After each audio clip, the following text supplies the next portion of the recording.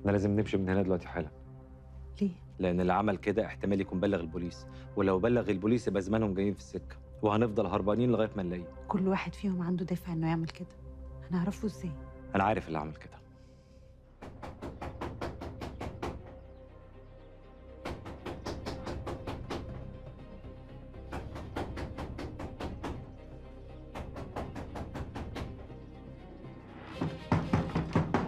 في ايه؟ ايه اللي انت لابسه ده؟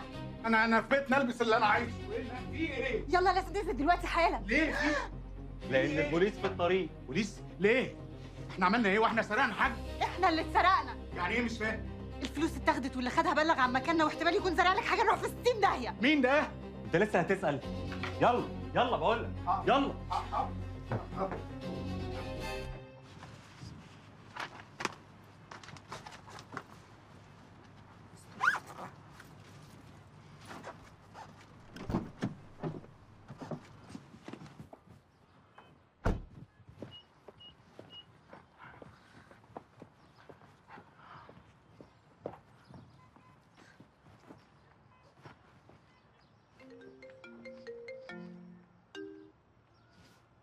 الو؟ ايوه يا صفيه، انت فين؟ انا رايحه الشغل، في حاجه؟ شغل ايه؟ انت مش المفروض اجازه؟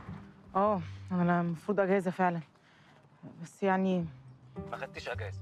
ما خدتيش اجازه. طيب. ما عرفتش بصراحه. انا اليومين اللي فاتوا خدتهم مرضي، وبعدين عندي شويه حاجات كده هخلصها وهتفرغ بالكامل.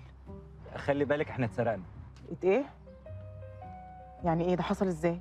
مش مهم، المهم ان اللي سرقنا ده عارف عنك وعننا كل حاجه. يعني اكيد هتلاقيه بلغ عن اللي بتعمليه. يعني ايه؟ يعني ممكن جدا تروحي البنك تلاقيهم مستنيينك هناك.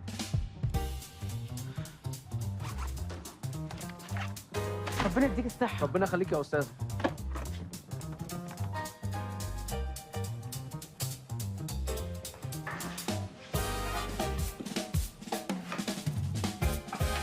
ايه اللي الدخله دي؟ في ايه؟ انت في ايه؟ انا في ايه؟ انا دخلت حضرتك حسستني انك عايز تفتشني. عموما لو عايز تفتشني حضرتك فتش، كده كده انا رميت الفتش لو عايز. لا بصي، الحقيقه انا زعلان منك جدا يا مدام صفيه. والله العظيم يا استاذ وصفي هقول لك، انا عندي بنتي في مدرسه غاليه جدا، وبعدين انا ست مطلقه وباخد علاج وحالتي كرب والله العظيم. لا بصي، انا محتاج رسمه زي اللي رسمتيها الاستاذ ماهر زميلنا. نعم؟ رسمه؟ ايه ما شبهش ولا ايه؟ يا نهار اسود، الزبال مشي؟ متوتره ليه؟ انا متوتره؟ انا مش متوتره. تعوض ان شاء الله. بس هتعوض ازاي؟ طيب بصي، الرسمه دي لو هتاخد من وقت الشغل هتاخد، ما هي هتاخد، بس عشان خاطر حضرتك طبعا هعتبر نفسي يعني بشتغل شيفت زياده.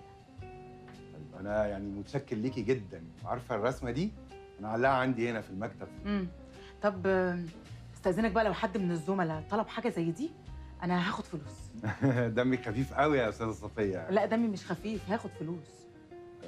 طيب ماشي، يعني شوفي اللي حضرتك عايزاه وانا تحت امرك. لا لا طبعا، حضرتك لا، حضرتك المدير، انما هم هاخد منهم فلوس. الو، مشكله ايه ومين اللي مبلغ عني؟ ما انا موجوده هنا، هو الدنيا زي الفل، تخليتني اعمل ايه؟ مش مهم دلوقتي، المهم الحاجه اللي عندك في البيت نظامها ايه؟ بيت ايه؟ بقول لك اللي سرق بلغ عننا عشان ما نحاولش نوصل له، فلو البوليس راح عندك البيت هيلاقي حاجه؟ يا نهار اسود، يا نهار اسود، يا نهار اسود. استاذ وصفي، ايوه حضرتك من شويه قلت لي لو طلبت منك اي حاجه عنيا ليكي، صح؟ صح. انا عايزه اروح. خش بسرعه. ايه ده؟ انت دخلتي ازاي؟ ايه ده بقى؟ تلمي معانا بسرعه. معانا؟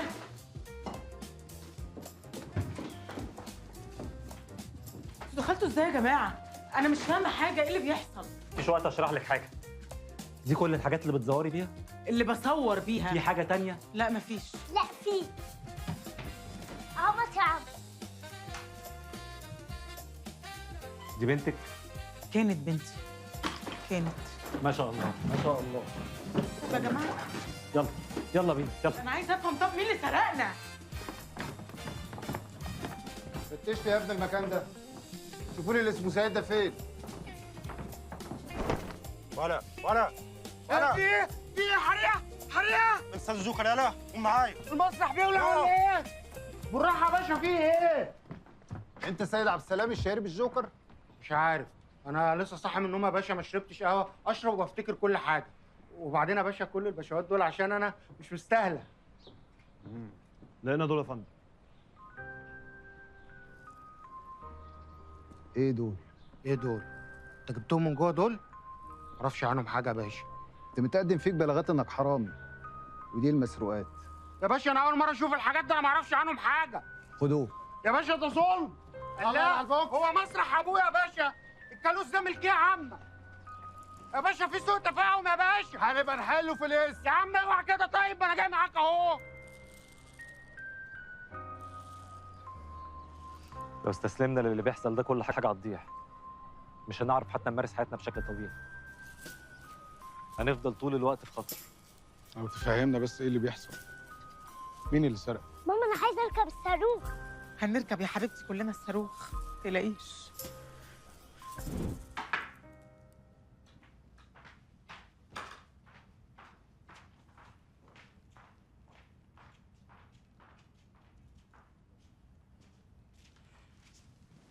اهلا استاذ عصام. انا اللي كلمت حضرتك في التليفون. شخصيا. اتفضل. انا افتكرت ان حضرتك هتبعت حد من المكتب. لا، الحقيقه انا اللي بتابع الموضوع بنفسي، عشان كده قررت اجي اقابل حضرتك. مع اني ما عنديش اي معلومه جديده اقولها، بس انا ما عنديش مشكله خالص اني اجاوبك على اي سؤال. جميل. دلوقتي عدد المودعين اللي انضموا للدعوه تجاوز 1000. 1000 إنسان يا مدام ياسمين خسروا تحويشة عمرهم. فاهمة حجم الكارثة؟ ويمكن اكتر من اي حد، لان ده نفس اللي حصل لي بالظبط. بس حضرتك بسم الله ما شاء الله يعني. الخساره ما بتبقاش فلوس وبس يا استاذ عصام، في حاجات اغلى واهم من الفلوس، زي العمر مثلا، زي الحب والاخلاص. حضرتك كنت بتحب الأستاذ توفيق؟ اكيد. رغم فرق السن اللي بينكم؟ وهي دي معلومه هتفيد المودعين في حاجه؟ لا، الحقيقة علاقتك بأستاذ توفيق هي اللي ممكن تفيدني. احنا أخدنا إجراءاتنا، وغالبا الحكم هيكون لصالح المودعين. بس أنا مش لاقي فلوس، مش لاقي أصول تغطي حتى ولو ربع المبلغ. كل ده راح فين؟ امبارح جالي تقرير صحفي فيه تقسيمة بنود غريبة جدا، ورقم إجمالي غير اللي احنا كنا حاسبينه.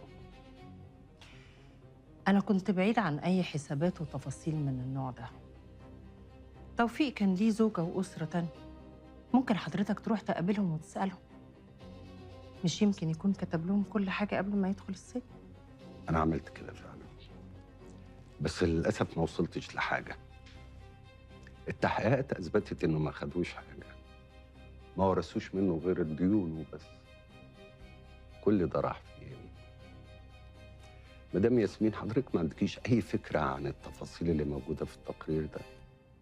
يعني أستاذ توفيق كان مشارك مين؟ اللي أعرفه إن الإنسان لما بيخسر حاجة ويبقى عارف إنها مش هترجع تاني، فالأحسن إن هو يبص لقدام ويحاول يعوض اللي راح. أعمل إيه؟ مين الصحفية اللي اديته التقرير؟ ما قاليش، وأنا بصراحة ما رضيتش إن أنا أسأله عشان مش عايزة يشك. هنشوف موضوع الصحفية دي مين ومين اللي وراها. خلي بالك من كلامك ومن تصرفاتك. مهما حصل ما تحاوليش تتواصلي مع أي حد من اللي كانوا مشاركينك. لا أنا ما كلمتهمش وما قابلتهمش من سنين. كملي حياتك عادي، وإحنا هنراقب المحامي. تمام. سامي فندم، أنا عايز حد من المحامين اللي في المكتب يحضر مع المدعي بالحق المدني في قضية المصنع بكرة الصبح. أوامر يا فندم. وأنا هقابل المدعين الجداد بتوع شركة أرض المستقبل. قول لي يا سامي، أنت كلمت الصحفية؟ يا فندم، هتقابل حضرتك الساعة 2 في المكتب. ده احنا لازم نتحرك حالا.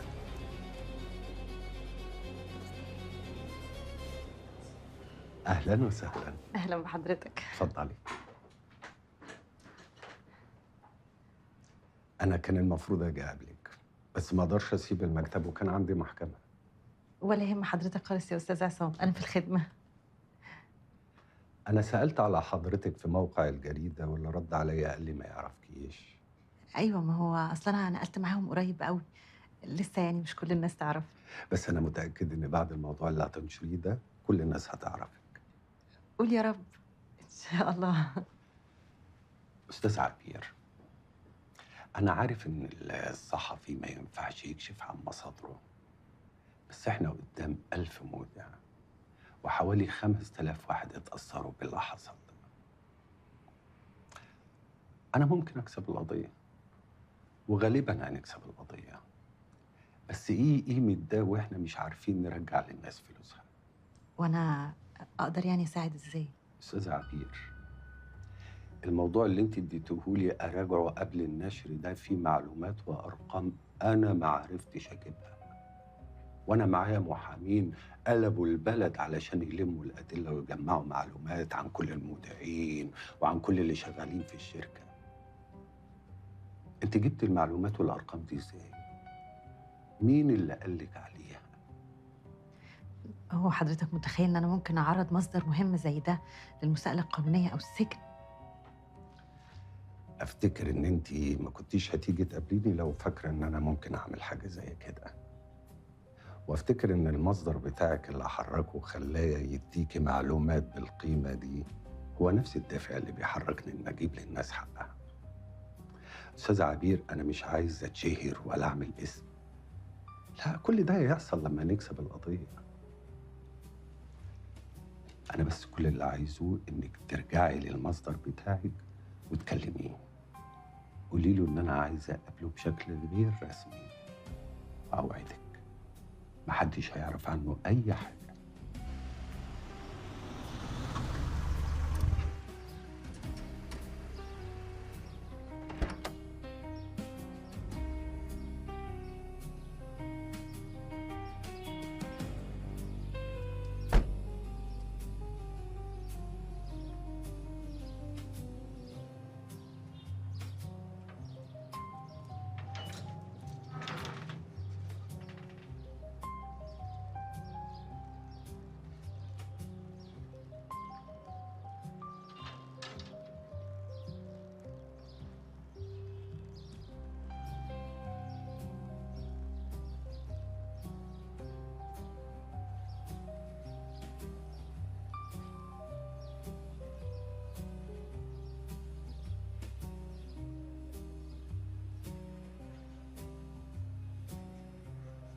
مساء الخير.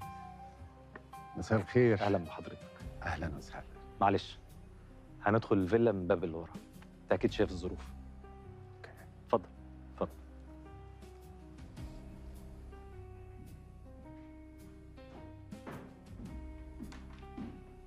انت عايش هنا؟ بس محدش يعرف. اتفضل.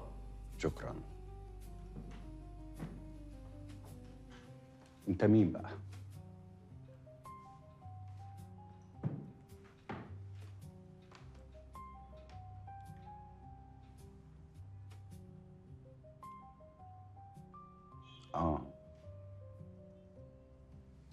المعلومات اللي حضرتك عايز تعرفها مش هتفيدك بأي حاجة، إلا في حالة واحدة بس، لو وافقت إنك تتعاون معايا.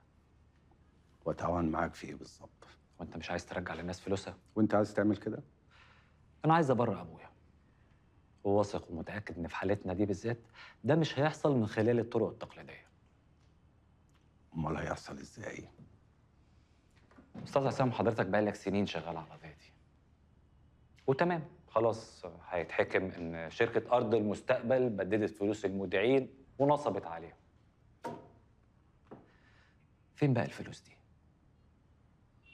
هشوف المعلومات اللي عندك وارفقها بالقضية. مفيش دليل مادي واحد، مفيش أوراق، مفيش مستندات، مفيش تسجيلات، مفيش حاجة. وأبويا اللي اتسجن ده بريء، بدليل إنك ما قدرتش توصل لأي أصول أو فلوس في حساباته، بالعكس ده فلس وهو بيحاول يرجع للمودعين فلوسهم. بالرغم من إنه مسؤول مسؤولية قانونية كاملة عن اللي حصل، وموقع على كل الأوراق، وخد كل القرارات الإدارية اللي أدت الموضوع للنهاية دي. وعلى فكرة في شهود. لو حضرتك مش هتقدر تشوف الحقيقة إلا من خلال الأوراق والمستندات، فأنت مش محتاجني في حاجة. اما بقى لو عايز ترجع للناس فلوسهم من غير ما تظلم حد بجد، فانت في المكان الصح. انت عايز ايه مني بالظبط؟ عايز ملفات المودعين. عايز اعرف كل حاجه عن كل واحد فيهم، اساميهم، مكان سكنهم، خلفياتهم الاجتماعيه، وعايز اعرف كل واحد فيهم له كام بالظبط، والتاريخ اللي اودع فيه فلوسه كان امتى. ليه؟ عايز اكون منهم فريق زي فريق الكوره كده. قصدك عصابه؟ وهنرجع كل الفلوس اللي اتسرقت من الناس اللي سرقوها بجد. على فكره انت ما جيتليش علشان كنت متاكد ان انا اللي هجيلك. وساعتها هيبقى اسهل بكتير ان اقنعك. حين ياتيك الاخرون طوعا يسهل عليك ان تمضي الشروط. كتاب فن الحرب. كتاب فن الحرب. استاذ عبير، اقدم لك مي، المساعده بتاعتي.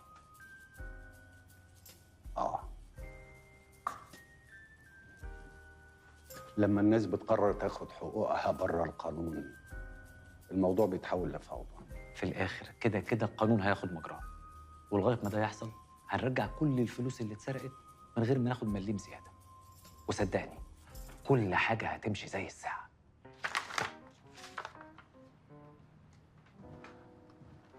وصلت الحاجه؟ ده شادي، ده اللي انا اخترته. اول واحد هجرب اجنده. عايزك تقرا الملف بتاعه كويس، لان من اللي قريته عنه اظن انه هيوافق. صباح الفل يا مستر. ماشي، شرحت لك وموافق ومعاك، ومش قادر استنى لغايه لما نبدا. وبصراحه انا عارف كمان ان انت بتجمع ناس تانية. تحب تختارهم معايا؟ دي لعبتي انا دي بقى. اصل انا ممثل، يعني اقدر اشخص اتقمص. وبصراحه انا بفهم في الناس كويس قوي قوي قوي. بص يا مستر، انا من ايدك دي لايدك دي ان شاء الله. فانت بقى خليته يراقبنا صح؟ في الاول لما كنت بحاول اختار كان لازم حد يساعدني، واللي عرفوا عن كل واحد فيكم معلومات اساسيه يعني مش خطر. بعد كده لما اتعرفتوا عليه عرف منكم حاجات قدر يمسكها عليكم بعد كده. يعني احنا اللي طلعنا غلطانين في الاخر مش كده؟ اللي حصل لك غلطتك اكيد. انت دخلت على سيستم المرور ومسحت مخالفه كان عاملها شادي بعربيته. طلب مني خدمه تافهه، خدمه عاديه يعني، عملت له خدمه تافهه، ايه المشكله يعني؟ اهو بلغ عنك، ومش بعيد اصلا يكون عامل المخالفه دي مخصوص عشان يورطك. ايوه بس دي حاجه مش خطر، دي خدمه عبيطه زي ما قالك. الخدمه اللي بتتكلمي عنها دي اسمها تلاعب في انظمه حكوميه، يعني جريمه تزوير، يعني فيها 3 سنين. وانت عرفت ازاي من الاول خالص ان هو اللي سرق؟ بسبب الهردات. كان في هردات تانية مزيفه محدش يعرف مكانها غير شادي، واتسرقت برضه. يبقى كده الاستاذ بقى بيقول لكل واحد فينا معلومات الباقيين ما يعرفوهاش، عشان لو حصل حاجه يبقى عارف الجاسوس اللي في وسطينا مين، مش كده؟ طب وانا؟ ما اعرفش ممكن يكون عارف عنك ايه، بس الاحتياط واجب. احتياط؟ انا خسرت كل حاجه بسبب الاحتياط. انت المفروض تبطلي بقى اللي انت بتعمليه ده خالص، لانك هتعرضينا كلنا للخطر. لا مش وقته، مش وقته على فكره، اصلا مش وقته. صح، معاكوا حق. كده كده كل حاجه راحت، وشقانا وتعبنا والخطر اللي اتحطينا فيه الفتره اللي فاتت لا كان ليه سبب ولا معنى. عادي ان يحصل مشاكل، المهم نعرف نتصرف. نهار اسود، بغير الناس ناس مين؟ الناس اللي ليهم فلوس عندي. هيكون مين يعني؟ طب شادي دلوقتي خد الفلوس وغار، ليه هيبلغ عننا؟ عشان ما نحاولش نوصل له طبعا. يبقى لازم نوصل له. هو انت مش كنت قايل لنا ان عندك خطط وخطط بديله، وفي حاله حدوث كارثه احنا في كارثه؟ نخرج بس سيد من الورطه اللي هو فيها، وبعد كده نشوف هنتصرف ازاي. يا نهار اسود، يا نهار اسود، يا نهار اسود.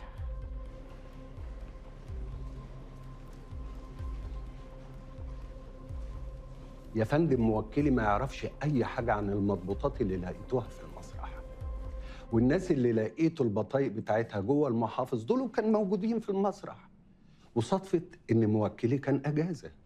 مش انت كنت اجازه يا سيد؟ كنت اجازه يا باشا، ولا شفت الحاجات دي ولا اعرف عنهم حاجه. وسيادتك عندنا شهود بيأكدوا الكلام ده. مش شاكرين قوي يا استاذ، تعبت حضرتك معايا. وحشتوني قوي، انت بالذات وحشتني قوي بالصحاب. الريحه يا سيد، الريحه يا سيد، انت كنت بايت في مجاري يا سيد، ايه ده؟ صحيح، ياما في الحبس مظاليم. مظالم ايه يا سيد؟ هي مش الحاجه اللي لقوها معاك بتاعتك؟ بتاعتي، بس انا بسمعها كده. السجن صعب قوي يا رجاله، انا كنت قربت انسى وشوشكم. سيد انت اتحبست يومين. ايوه بس عدوا عليا كانهم ياما. صورتك ما كانتش بتفارق خيالي قبل ميت. ما قلنا بلاش قبل ميت دي يا سيد. لا احنا محتاجين نتحرك عشان سايبه البت في العربيه. ممكن استاذنكم لحظه؟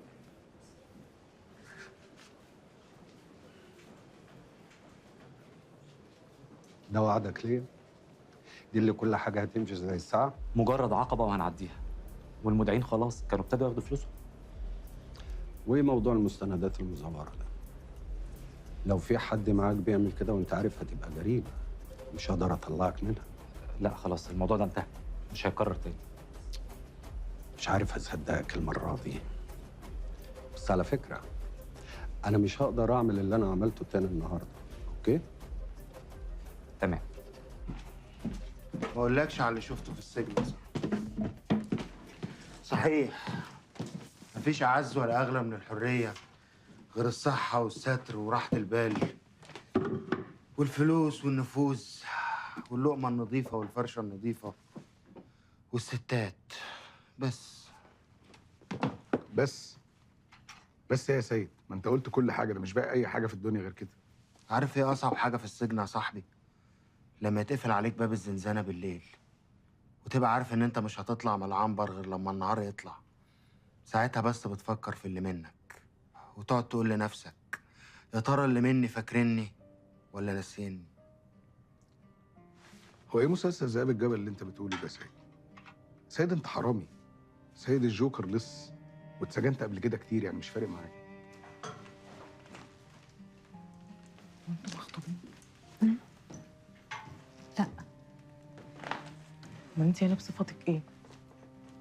اصل يعني انت معاه في كل حاجه. شغاله معاه عادي. عادي؟ طب وعلى كده بقى اهلك عارفين؟ بهزر معاكي. انا اعرفه من اكتر من 10 سنين. كان في حاجه بينا زمان، او كانت هتحصل يعني، بس خلاص. خلاص؟ خلاص بقى اللي بينا شغل وبس. يعني يا بنتي وانت بقالك 10 سنين كاتمه في نفسك، وطبعا هو مش حاسس بحاجه. ايه صفيه اللي انت بتقولي ده؟ فكرتيني بيها انا ورأفت. رأفت مين؟ رأفت طليقي. بس خلاص يعني انا دلوقتي فقت، وانت كمان ان شاء الله كلها شويه كده وهتفوقي. بس وانت معاكي عيل. كنا مع بعض في الجامعه. هو مين؟ رأفت طليقي. لزقت له وحاوته، كتمت على نفسه، كلمت صحابه، معارفه، كلمت اخواته البنات، لحد ما الدنيا كلها عرفت ان صفيه ورأفت قابل. يقوم هو يعمل ايه بقى؟ يبلغ عنك طبعا. يا ريت يروح يتقدم لواحده تانية خالص. بس انا ما سكتش. عملتي ايه؟ صاحبتها، حاوطتها، كتمت على نفسها، كلمت اصحابها، معارفها، كلمت اخواتها الولاد، اديتها نصايح في الحب عشان يحبها اكتر. وطبعا نصايحتي كلها غلط. يعني مثلا هو ما بيحبش الست اللي صوتها عالي، فخليتيها تعلي صوتها وهي معاه. ما بيحبش يصحى بدري، خليتيها تصحيه 5 الفجر، ورغي وهو ما بيطيقش الرغي. اكيد قلت لها اتكلمي كتير وما تديلوش فرصه ينطق.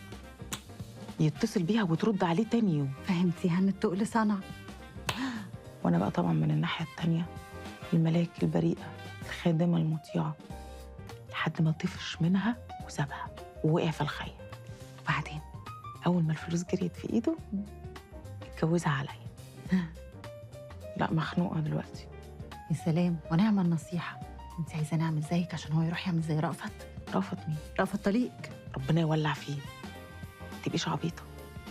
انت الملعب قدامك فاضي، انزلي وهاجمي ودافعي، دي فرصتك الوحيده. هو انتوا بتتكلموا في ايه؟ بنتكلم على الناس اللي ما عندهاش احساس، ما عندهاش دم. فعلا كتروا كتير قوي اليومين دول. طب يلا بقى عشان نبتدي. يلا. ده ما عندوش احساس فعلا. ربنا يكون في عونك. دلوقتي اقدر اقول لكم اننا نقدر نكمل حياتنا بشكل طبيعي.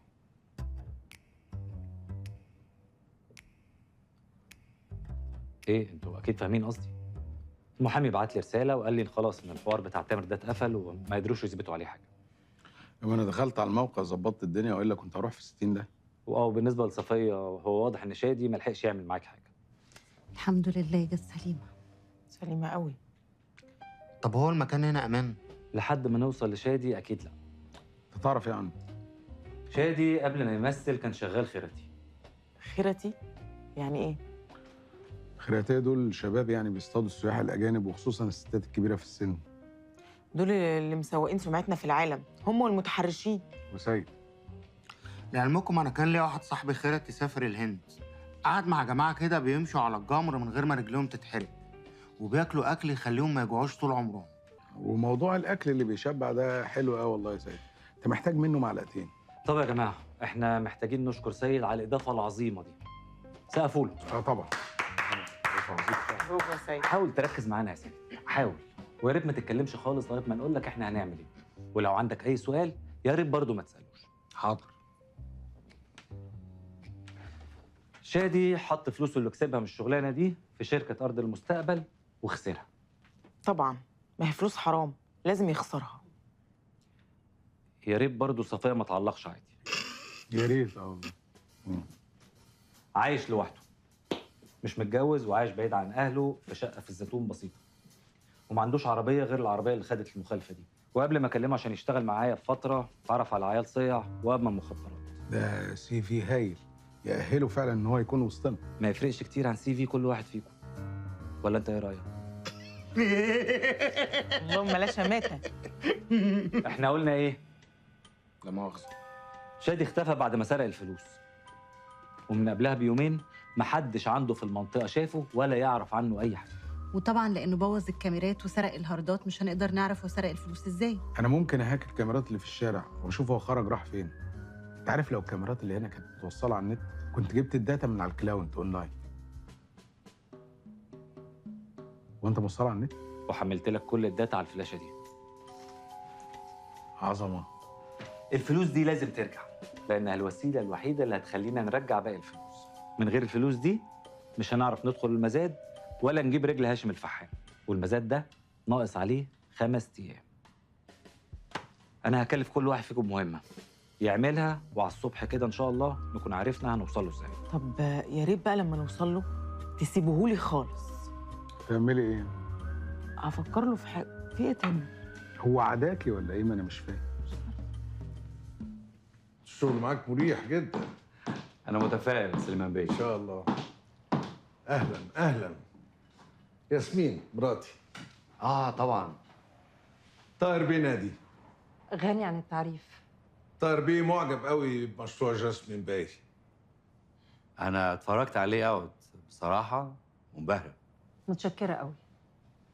احنا اتفقنا ان هو هيشيل 49% من المشروع. والله أنا كان أملي آخد نسبة أكبر، بس سليمان بيك شاطر جدا. اما هو ياسمين مش عايزه حد يسيطر على مجلس الاداره، عايزه الاغلبيه في ايديها هي، وده على فكره لصالحنا كلنا يعني. اذا كان انت عجبك اللاي اوت، امال بقى لو شفت افكارها واللي هي ناويه تعمله، حاجه رائعه فوق الخيال يعني. أكيد. أنا مش موافقة. وانا ما اقدرش ادفع 11-12 مليار جنيه لوحدي. ليه؟ أنت معاك أكتر من كده. طبعا معايا، بس عندي حاجات كتير قوي عايز اعملها، وبعدين ده راس مالي كله. وبعدين أنت إزاي تقابل واحد زي ده من غير ما تقول لي؟ والله انا بعمل كل حاجه عشان ارضيكي واحقق لك حلمك. يعني قلت لك ولا ما قلتلكيش تفرق في ايه يعني؟ اعتبريني كنت عاملها لك مفاجاه. ده مش اسم الناس اللي أنا مترجطاهم يثقوا في مشاريعه. إحنا بنقدم مستوى أعلى من كده. تعملي له ريبراندنج زي ما بيقولوا، خلي الناس تحس انه بيعلي شغله يعني. وبعدين على فكره انا اتعاملت معاه، شغله كويس. انا واخد منه فيلتين، واحده في زايد وواحده في التجمع، شغله كويس قوي. أنا مش عايزة شركة. لا امال هاشم الفحام ده انت جايبهولي ليه؟ وعايزه تديله نسبه ليه؟ برغم ان انا ما اعرفش طبيعه العلاقه بينك وبينه ايه بالظبط، بس وافقت على اللي انت عايزاه عشان ارضيكي. انا متوقع ان انت هتوافق يعني، وشراكه بشراكه يبقى طارق اولى، على الاقل هيدفع. غير كده انسي.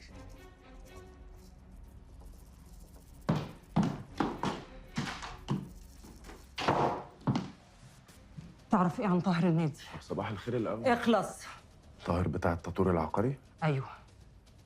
اعرف لك سهل. عايزاك تعرف لي وبسرعة. وعايزين نتصرف مع هاشم الفحام. اتصرف. نفسك في ايه؟ عايزة أخلص منه وما أشوفوش تاني أبدا.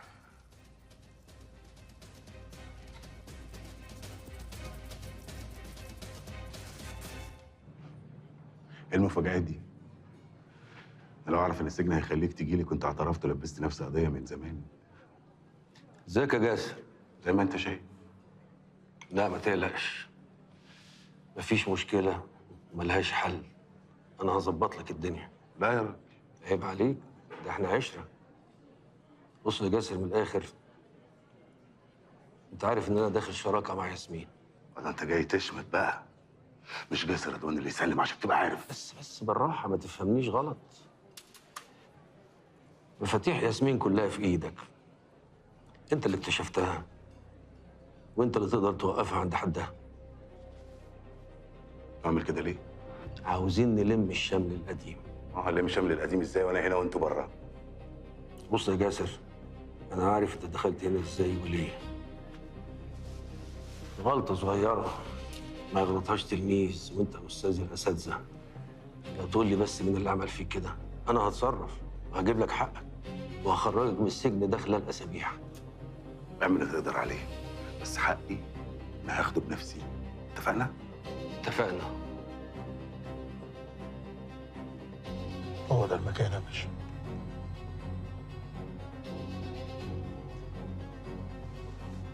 وهو ده اللي كنت عاوز اعرفه.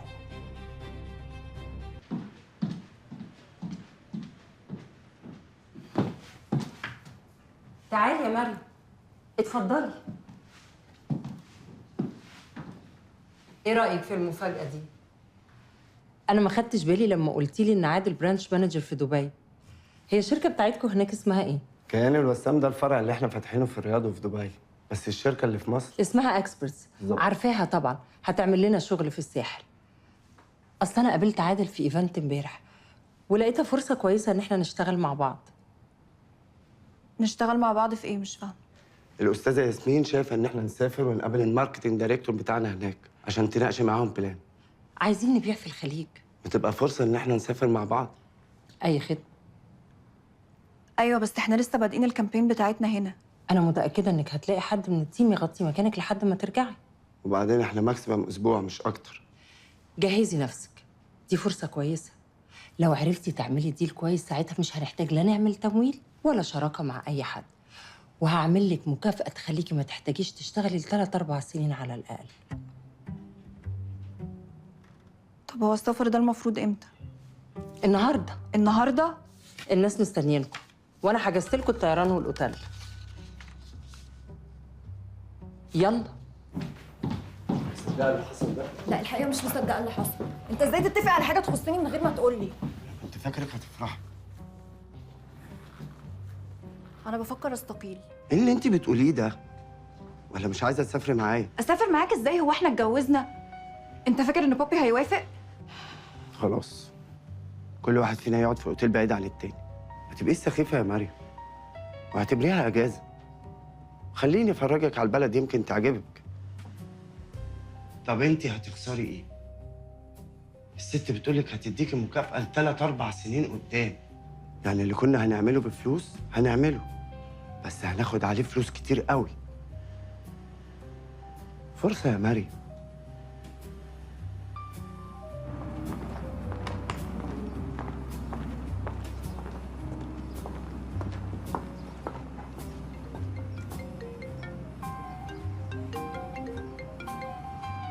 هلو.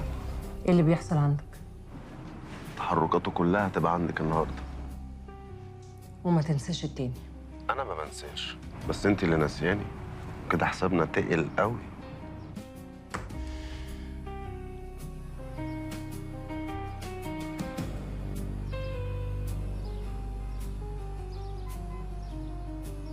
واقف في الشارع يا باشا، مفيش حاجه حصلت. قلت لك يا باشا اللي احنا مراقبين المكان ده وسالنا عليه الناس، محدش يعرف عنه حاجه، وكل واحد فيهم بيقول عليه اسم غير التاني. هو مين اصلا اللي اداكوا العنوان؟ خدنا عنوانه من واحده رسامه كانت شغاله معاه زمان. طيب خلي حد واقف عندك لحد ما اقول لكم انا اتصرف ازاي. تمام يا باشا، حصل. سلام. هاشم باشا. في عربيه ماشيه ورانا. عارف سيبه.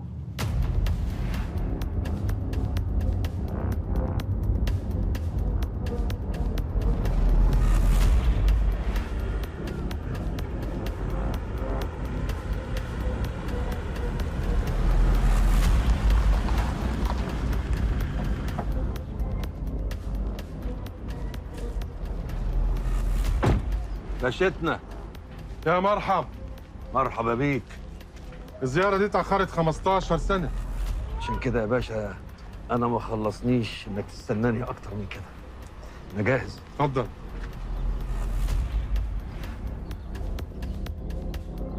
شايف يا باشا الحلاوه والجمال؟ الحته دي يا باشا هي الحته الوحيده اللي ناقصه في المجموعه اللي عند سعادتك، وانا عارف ان سعادتك بتحب تبقى المجموعه كامله. انا كان ممكن اشتريها لنفسي بفلوسي، بس ما حبيتش ازعل معاليك، قلت لا، انا اديها لك عربون محبه.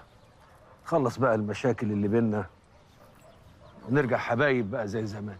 بس دي اصلي. لا الكلام ده يزعل يا باشا، سعادتك كده بتخوني. مش مشكله، بس اللي يزعلني اكتر انك فاكرني هافق في الشغلانه. انا عارف انك على جدك جو في الشغلانه دي، واللي زيك ممكن يتخم، انما اللي عاش طول عمره وسط المعابد والاثارات ما يتخمش. يا باشا عاين، خدها وعاين، وانا اقول لك تعينها فين، واقول لسعادتك الطريقه كمان. لو بصح هعرجك. تعرقني؟ اما لو في كلام تاني هبندج الناس ودمهم هيبقى في رقبتك. وماله؟ اوصله كيف؟ انا هوصلك بنفسي يا باشا.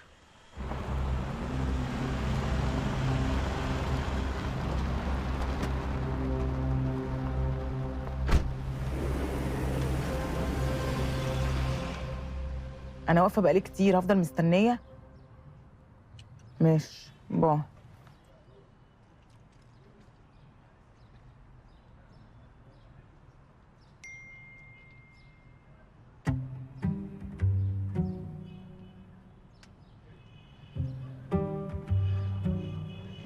المفروض ان احنا ما نتقابلش بره. على فكره انت اللي محتاجالي.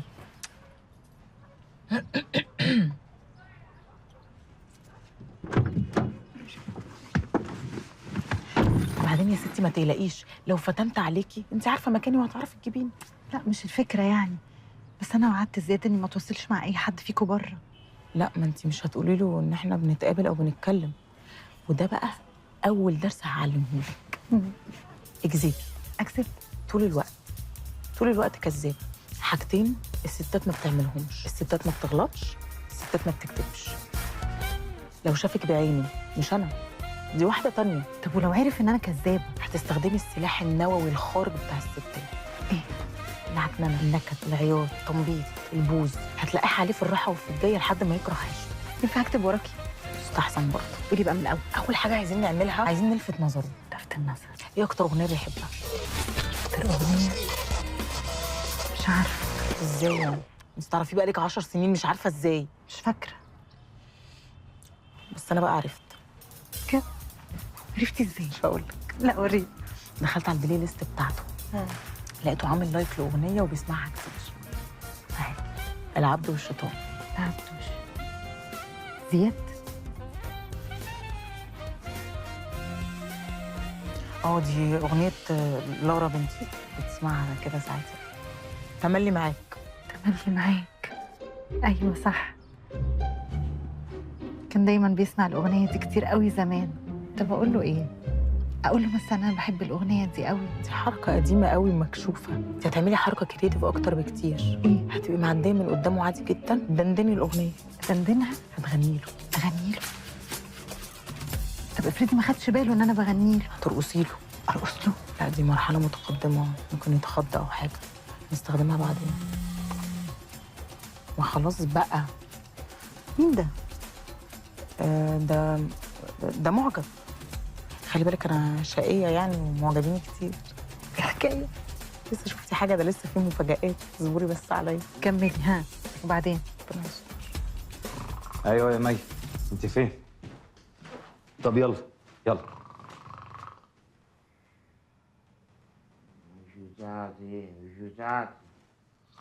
يا جدعان، حد غير الجالون ده بقى، مش لاقيين حته نصير فيها بالله. اتملى على اخره. ايه ده؟ سيد. مش بتاعتي يا عم. سيد. سيد. مش بتاعتي. ايه ده؟ انت هنا ليه؟ مش بتاعتي.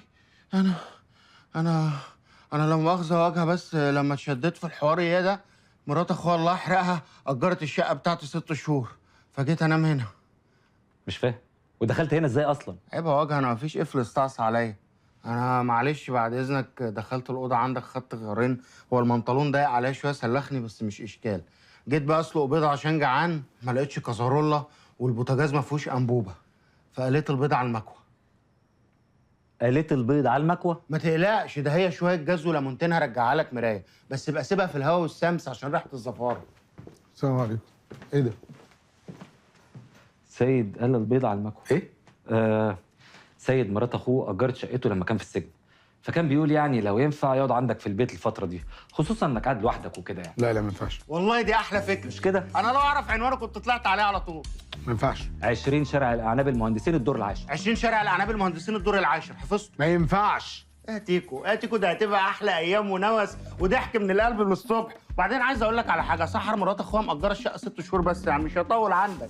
مفتوح بحسك يا حبيبي. اوعى. هات بوسه بس. اوعى يخليك ليا. بقول لك ايه، عندك بوتاجاز ولا هنقضيها مكوى؟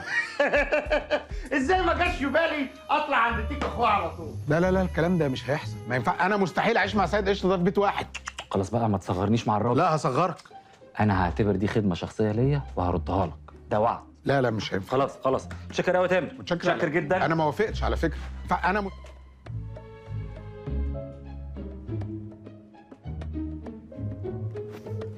اقسم بالله ده ما انسان ولا حيوان. بفكركم يا جماعه، فات يوم ومش فاضل غير 4 ايام على المزاد اللي هندخله ضد هاشم الفحام، ولو مفيش فلوس الفرصه هتروح، والله اعلم الفرصه هتيجي تاني امتى. ها عملتوا ايه؟ انا رجعت كل الحسابات اللي في البنوك اللي اعرفها. شادي ما حولش اي فلوس من اي بنك. مستحيل واحد زي ده يدخل بنك ويتعامل شرعي، ده حرام. سوري. لا سوري عليه، احنا ما اتضايقناش. هو حرامي واحد وسطنا وهيعيش معايا في البيت. وشفت الفيديوهات اللي انت اديتها على الفلاشه. شاد اللي سرقنا وكان لوحده.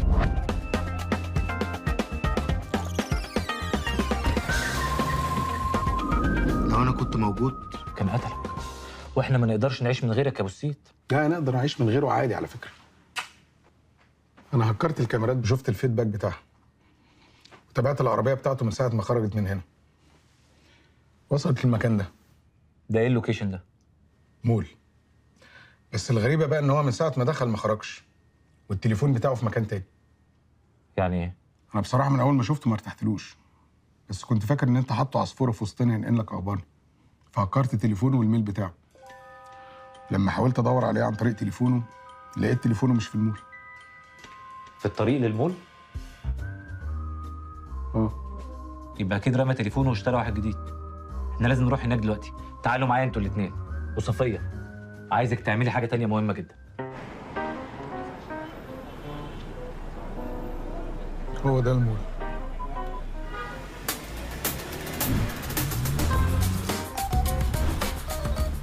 ايوه جهاد عربيته. ايه دي؟ الزرقاء دي. طب انزل افتحها. ايه اللي انت لابسه ده؟ هتجيب لي جلط.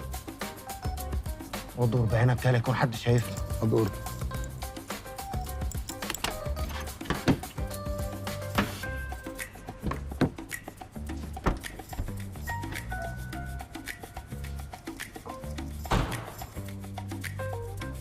انا لقيت ده. وانا لقيت دول. ايه دول؟ كوريكو فوطه زفره. حد لاقي فوطه زفره؟ ده انا بدوخ عليها دي. طيب هو اكيد جه هنا وغير العربيه، ومش بعيد كمان يكون جاب تليفون وخط من المول. نطلع نشوف محل الموبايلات اللي في المول ونسالهم عليه ولا ايه؟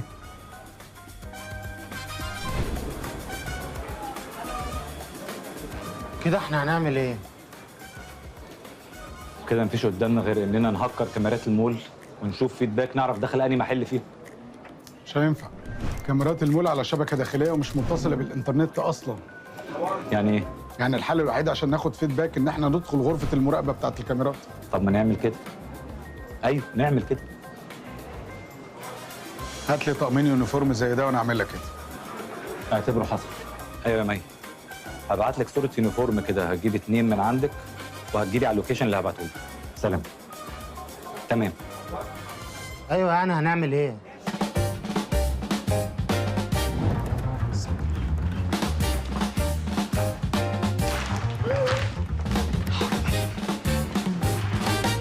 هاي مساء الخير.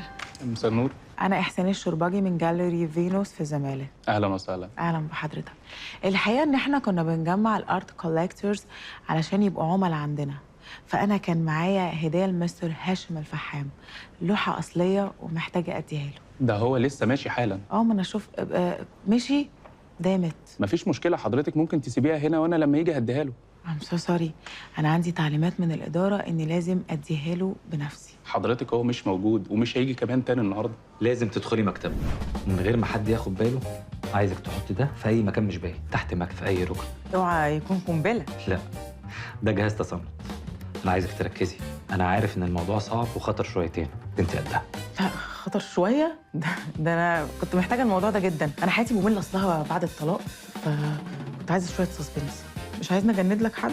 لا، عايزك تعملي اللي بقولك عليه وبس، وترجعي لنا بالسلامه من غير ما اي حد يشك في حاجه. في احتمال ما ارجعش؟ كده انا مضطره ان انا احط اللوحه بنفسي في مكتبه. حضرتك يعني ما ترضليش الاذيه، ودي لوحه غاليه واوريجينال. ايه حضرتك؟ اصليه. بليز.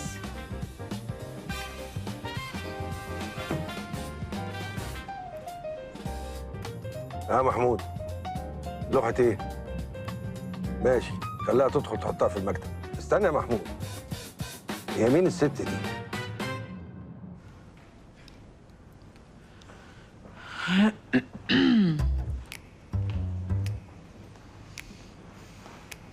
لو سمحتي، انا عايز اصور اللوحه دي.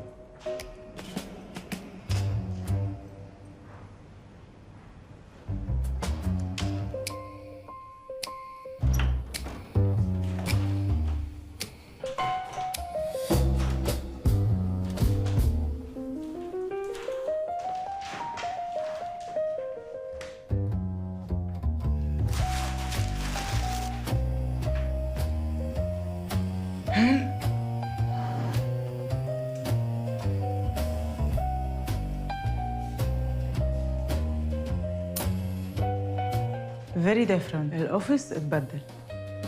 ثانك يو. هيا يا صفيه، دخلتي المكتب؟ ايوه بس ما عرفتش الزق البتاع ده في اي ركن او تحت مكتبه زي ما قلت لي.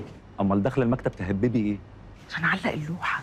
اللوحه عجبته جدا وقال لي اختار مكان اعلقها فيه في مكتبه. لزقت بقى الحرنكش في ظهر اللوحه. طبعا انت فاهمني. طيب اقفلي يا صفيه، اقفلي. ايه قله الذوق دي؟ الله يكون في عونك يا مي، بني ادم بوهيمي. كل تاخير مش في صالحنا، كل ساعه بتعدي بيبقى اصعب اننا نلاقيه.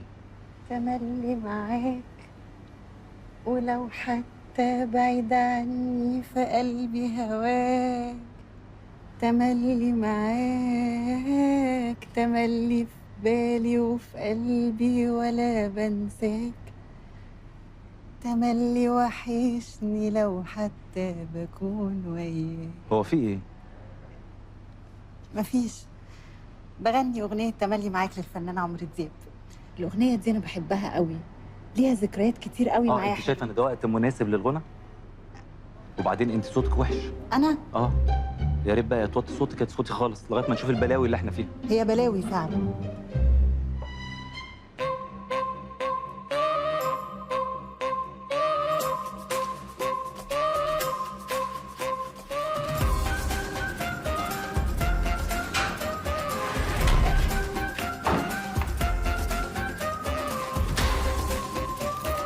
حصلت الكهرش. كلم لنا صيانه يجوا يشوفوا الكاميرات دي مالها. سماعتك فين؟ ايه؟ خليها في ودنك. اول ما اكلمك توصل السلك ده وترفع الزرار ده. السلك اللي انت فصلته؟ لا، اللي ما فصلتوش. انت بتتريق. سيد، انا مش عايز غباء. لما اكلمك توصل السلك الاصفر وترفع الزرار ده. توصل السلك الاصفر ده وترفع الزرار ده. سهل. خلاص يا عم، مش كيمياء هي. اوصل السلك ده وارفع الزرار ده، مش بصمجه انا. السلام عليكم. وعليكم السلام ورحمه الله وبركاته. لو سمحت يا باشمهندس، شوف لنا ايه اللي بيحصل في الكاميرات.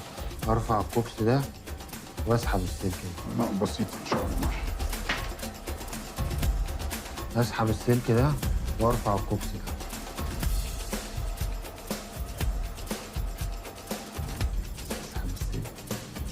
ثواني بس. وصل. ماشي يا عم، خلاص خلاص. انا فاكر. كمان 5 دقايق ان شاء الله وكله هيبقى زي الفل. هو كان انهي لون؟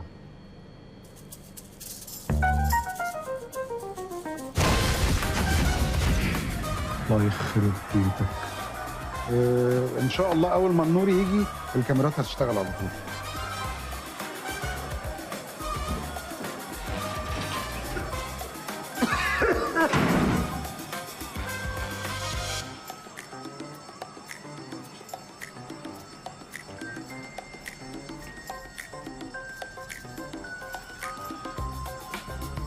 ايه اللي حصل؟ ما تسالنيش. انت عملت ايه؟ عملت كل اللي انت قلت لي عليه بالظبط، بس حصل غلطه بسيطه كده بقى، معرفش انت لاحظتها ولا لا. المول كله لاحظها. يا عم وانا مالي، مجاز هم اللي ما دفعوش الفاتوره. على فكره يا استاذ زياد، المولات دي بيبقى عليها مديونيات ياما. انت وصلت السلك اللي قلت لك عليه؟ لا، ما هو انا نسيت لونه فوصلت كل الاكباس ببعض. انت متخلف يالا. انت عايز تودينا في 60 داهيه؟ شفت هم دفعوا الفاتوره، يعني انا اللي صح. انت عايز تودينا في 60 داهيه؟ انا مش على استعداد ان انا اتسجن ولا اروح في 60 داهيه بسبب ما خلاص يا تامر، خلصنا. انا اللي غلطان في الاخر يعني؟ يا سيدي انا اللي غلطان، انا اللي غلطان. ها قول لي عملت ايه؟ جحر لي في عينيك قوي. بس بقى محل اهو. اهو، ما اسم المحل باين اهو. نوجا فون.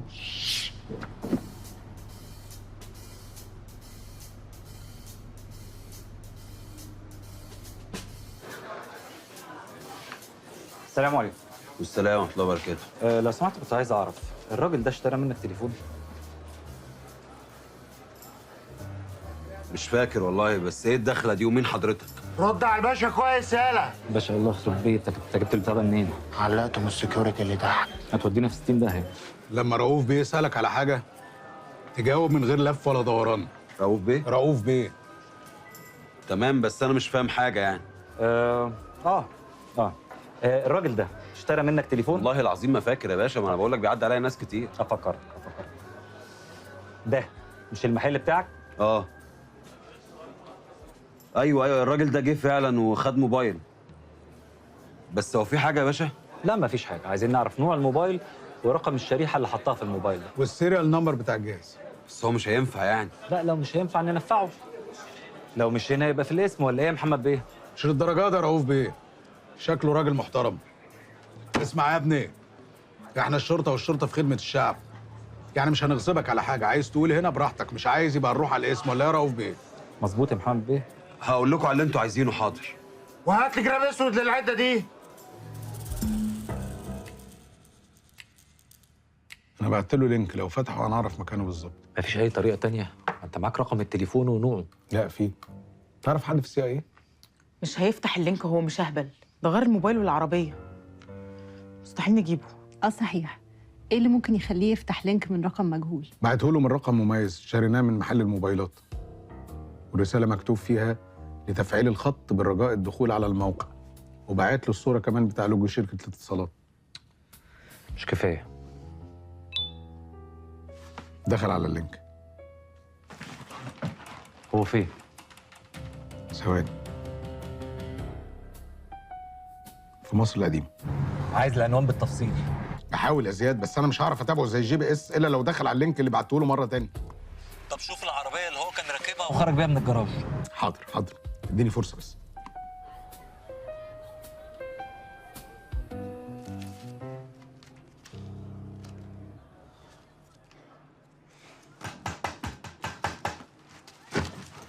ايوه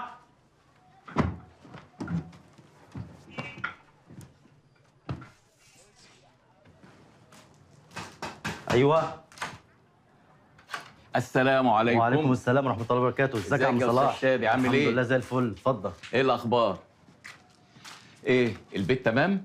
ده فل الفل فل الفل والله يا عم صلاح. الله يرحمها جدتي ما كانتش بتنظف كده. الله اكبر عليك يا عم.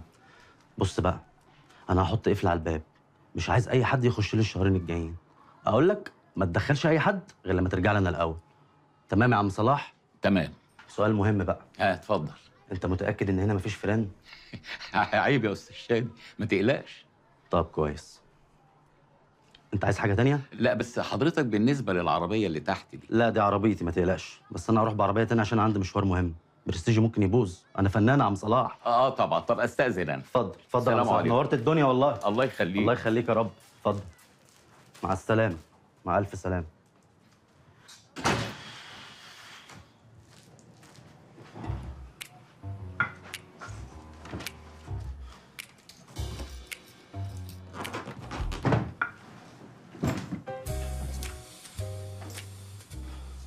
ايه يا تامر؟ بحاول، بس الموضوع مش سهل للدرجه دي، اديني فرصه بس.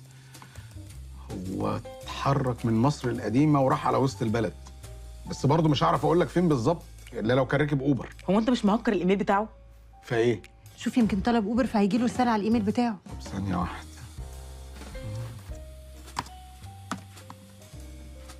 طلب اوبر، رحله من الدرب الاحمر للسيده زينب.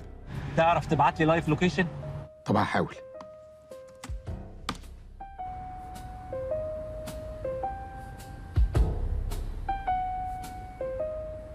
وصل فين؟ قرب يوصل له. وانت عرفت ازاي؟ انا مراقب تليفون زياد. بقول لك يا تيكو، انت مراقب تليفون انا كمان؟ ما تمدش ايدك. واضح كده ان احنا كلنا لازم نرمي تليفوناتنا. اصل يعني احنا يا استاذه مي بنات واكيد في حاجات خاصه. مش وقته. ده انا مش بنات وعندي حاجات خاصه. يا عم والله جاي لك في الطريق، الاوبر لسه جاي دلوقتي حالا قدامي. حاضر مش هتأخر. حاضر سلام. علي صح؟ ولا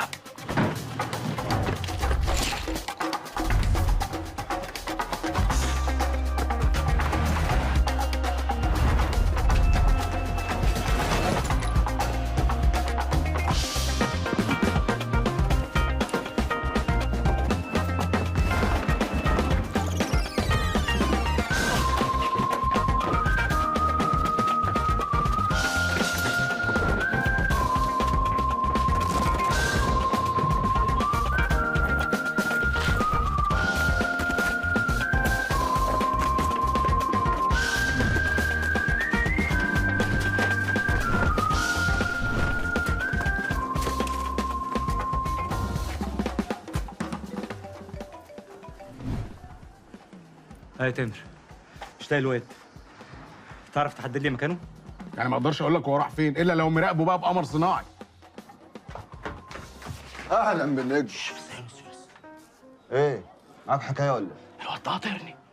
اترك عيني اخلصك منه بسرعه. خد يلا.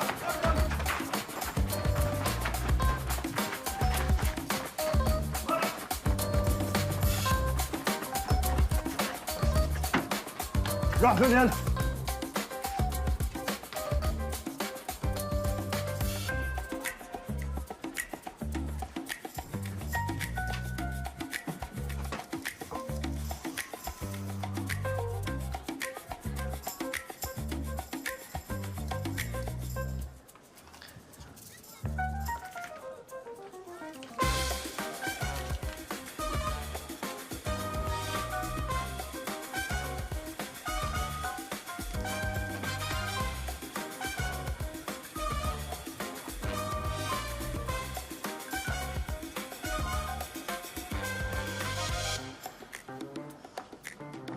شكرا يا محترم.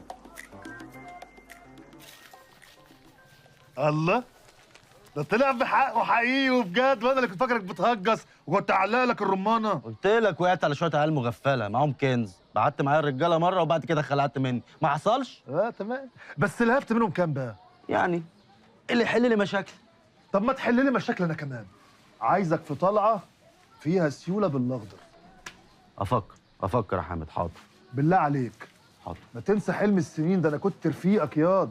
انا وانت خريجين ورشه تمثيل، فاكر ولا مش فاكر؟ فاكر طبعا. دي الموضوع المعين اللي مش لاقيين له ناهيه. ولا سوكا ما تجهدش حلمي حبيبي يا حلمي. انا والراجل الطيب ده على فكره يا رجاله، احنا كنا مع بعض خريجين ورشه تمثيل في الاوبرا، ورشه مهمه جدا جدا. فاكر لما عملنا المسرحيه بتاعت اوديب ياض؟ دي اللي جت في مسرح مصر. مسرح مصر انا بحبه، وعلي ربيع ده حبيبي، بس ده حاجه علوي ياض، ده شغل نقاد، حاجه فوق قوي. ودي قصتها يا معلم؟ دي قصتها واحد قتل ابوه واتجوز امي. كان عندنا واحد في الحته عمل نفس القصه، بس التاني بقى كانت مرات ابوه وكان عمه اللي عايز يتجوزها. ياض يا ابو جهل ده هاملت. عمي ايه بس يا معلم؟ هاملت ياض، هاملت ياض بتاع اللي هو اكون او لا اكون، تلك هي المساله. بس انت يا عم ربنا فتح عليك من حته تانية والدنيا فل.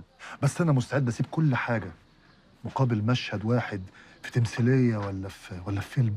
بس اسمع من اخوك، انت محقق كل طموحاتك في تجاره المخدرات. سلام عليك يا نجم. ايوه سايب علامه. يا عم الحمد. لا انا مش قصدي العلامه، لا انا قصدي علامه اللي هي بصمه. سايب بصمه حامد، بصمه. ماشي يعني، بس هو الحقيقه انه ما فيش شغف يعني. مش شغف. طيب انا ابو حامد هضطر انا اقوم لان انا عندي مشوار مهم لازم اقضيه يا صاحبي ولازم اقعد اقعد. ماشي يا حامد هقعد. في ايه يا حامد؟ انت مين اللي قطرك؟ ده واحد كان عايز اللي انت سرقته. يعني حاجه زي كده يا حامد. وايه اللي جابه هنا؟ هتصدق بقى انا علمك، انا هموت واعرف ايه اللي جابه هنا يا حامد. مش عارف، هموت واعرف والله. خلي بالك العين عليك، والعين لو عليك بالتالي الحكومه عينيها عليك. الحكومه لما تبقى عينها عليك هتوصل لنا، ده مش حلو. تصدق عيب. طب والله العظيم عيب. ويعني انت فاكرك يعني يا حامد ان انا هجيب سيرتك ولا ارشد عليك ولا حاجه؟ يا رجاله. لا انا عارف ان انت 100 100 وتمام، بس هو الامر ما يسلمش. بس ده مزنق ومزنق صعب، ممكن تلاقي نفسك وانت فيه تقول لهم اديهم معلومه قدام حكم مخفف. كلنا هذا الرجل. مش شادي صاحبك اللي انت بقالك ساعه بتتكلم عنه. وبعدين خد بالك احنا هنبقى شركاء. يا عم شوف انت محتاج ايه وانا رقبتي سداد. شراكه، انت بالمجهود والرجاله وانا بالتموين. عداني. احسبها واقول لك. ماشي. هتكل على الله انا بقى يا حمد. قول يا رجاله. السلام عليكم. خلي بالك من نفسك. ماشي عينيا.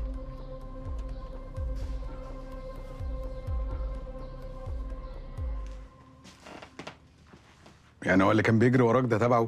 واضح ان هو مش لوحده. او يمكن هو انا كنت فين بالظبط؟ كنت في صلاح سالم وبعدين طلعت على المغربلين ووقفت في حاره كده اسمها حاجه العطر.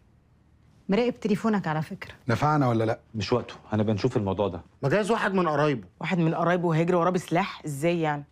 ثانيه واحده، نركز بس. هو دلوقتي ما كانش معاه الفلوس، يبقى ما فيش غير حل من الاثنين. يا اما كان رايح المكان اللي فيه الفلوس، يا اما كان رايح يشتري حاجه او يسد دين وسايب الفلوس في حته تانية. انت كنت لقيت هيروين في عربيته صح؟ يبقى رايح يقضي. هو المكان ده فيه تجار مخدرات؟ في تاجر معروف قوي اسمه حمد ابو الروس، ورث تجاره المخدرات عن ابوه سلام ابو الروس. هو انت عرفت كل ده ازاي؟ اخويا بيقضي من عنده. ما هو اللي اتجوز مره زي سحر مرات اخويا ده صفيه اختي يدمن صراصير مش مخدرات. الله يكون في عون سحر. لو اللي بنفكر فيه مظبوط يبقى غالبا الفلوس في حته تانية، ولازم نلحقها قبل ما تاجر المخدرات يشم خبر. طب مي، شوفي كده الملف بتاع شادي اللي كان اداهولنا المحامي. شوفي لو له اي قرايب في الدرب الاحمر. ايه ده؟ هي الملفات بتاعتنا فيها كل حاجه للدرجه دي؟ فيها كل حاجه عنكم لدرجه اننا نعرف عنكم اللي انتوا ما تعرفوش عن نفسكم. بجد والله؟ طب والنبي قولي لي هسدد ديوني امتى؟ او مثلا هتدونا فلوس امتى؟ او الفلوس هترجع اصلا ولا لا؟ عنده جدته ساكنه في بيت عيله قديم في الدرب الاحمر. المحامي كان بيبعت له اشارات على العنوان ده. قولي لي العنوان.